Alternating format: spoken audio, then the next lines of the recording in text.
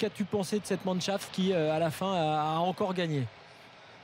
Ouais, encore vous êtes gentil sur 20 minutes. Moi, j'ai trouvé que sur la première mi-temps, ils étaient complètement en dedans parce que cette équipe chilienne a mis beaucoup de qualité, un gros pressing, une grosse intensité physique. Après, techniquement, ces Chiliens, quand ils récupèrent le ballon très haut, ils développent beaucoup de jeux et ils ont été vraiment entreprenants.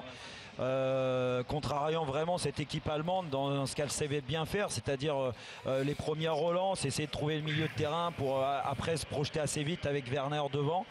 Ils l'ont quasiment pas fait, mais le football est fait des fois de choses incroyables. C'est qu'une erreur de relance de Diaz qui veut partir en dribble, ça permet aux Allemands de prendre l'avantage. Ils auraient même pu mener 2-0 avant la mi-temps après une énorme relance ratée encore une fois de la défense chilienne.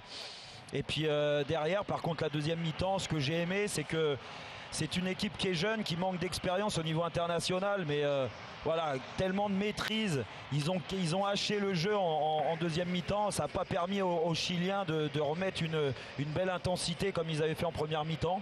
Et puis après, voilà, il y a des joueurs qui sont vraiment des joueurs de grande classe et des futurs grands, hein, à l'image de Kimmich qui a été dans tous les coups. Alors au niveau des altercations dans un premier temps, mais dans le couloir droit, il a vraiment contrarié cette équipe chilienne.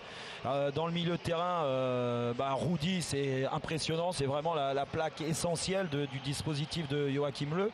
Et puis devant, il y a Werner qui fait beaucoup d'appels. Incroyable cette débauche d'énergie qu'il peut avoir.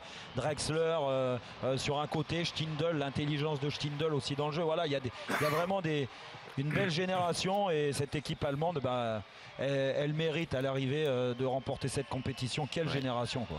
Non mais Jérôme, pour faire court, c'est qui n'est pas très bon dans cette équipe d'Allemagne, quoi. T'as l'impression que c'est juste une répétition, tout a déjà été parfaitement organisé. Les mecs ils viennent, qui que tu sois, Kimmich, Rudiger, enfin n'importe quel nom tu mets, j'ai l'impression que tu vas apprendre aujourd'hui un mot des U21. Le petit bémol, c'est la défense, parce que Mustafi n'a pas fait une compétition extraordinaire. À l'image de sa saison. Voilà, ce système à 3 n'a pas été systématiquement probant. Ils ont quand même encaissé beaucoup de buts depuis le début de la compétition. Donc si on doit peut-être trouver un secteur où il y a encore peut-être des progrès à faire, c'est celui-là.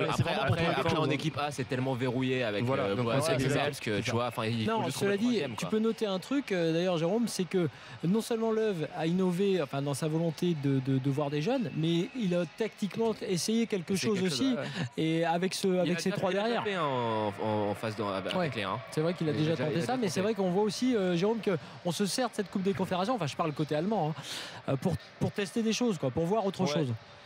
Oui, c'est sûr. Et puis il y a des choses. Alors oui, bien sûr qu'on a mis en avant certaines individualités, le collectif allemand, parce que voilà, vous gagnez pas une compétition comme ça sans être très solide collectivement.